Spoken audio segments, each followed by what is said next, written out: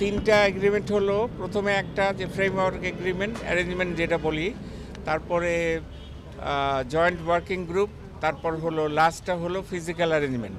তো এখন তো মোটামুটি সব হয়ে গেল।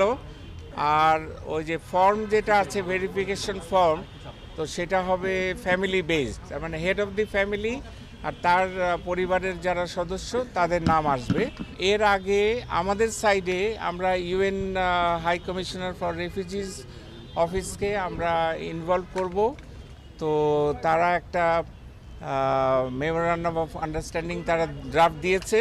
তো এটার উপরে কাজ হচ্ছে। এটা হয়ে গেলে, ফাইনাল হয়ে গেলে আমরা বাংলাদেশ এবং ইউএনএইচসিআরের মধ্যে এগ্রিমেন্ট হয়ে যাবে, সই হয়ে যাবে। তারপরে তাদেরকে আমরা ইনভলভ করব। আর মিয়ানমার সাইড, মিয়ানমারের দিকে তাদেরকে ইনভলভ করার ইন প্রিন্সিপাল রাজি হয়েছে, কিন্তু এখন করবে না, মানে তাদের যখন সময় হবে তখন করবে। এটা গতবারও করেছিল, গতবার মানে 91-92, তখনও তারা এইভাবেই করেছিল। তো তারা যেটা রাজি হয়েছে যে international committee of the red ক্রসকে ইনভলভ করতে রাজি হয়েছে।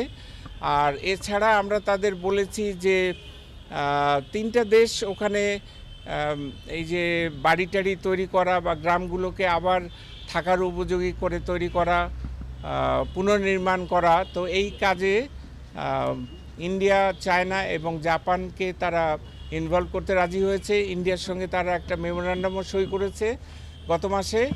তো এই তিনটা দেশের সাহায্য তারা নিচ্ছে, কাজেই এরা তো পার্টনার হলো এই ব্যাপারে।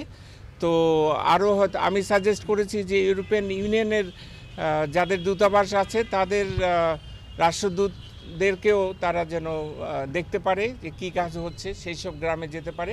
তো এইটা প্রস্তাব করেছি। তো এখন দেখা যাক। তো এরপরে আমরা দেখি, এরপরে যখন আরও অগ্রগতি হবে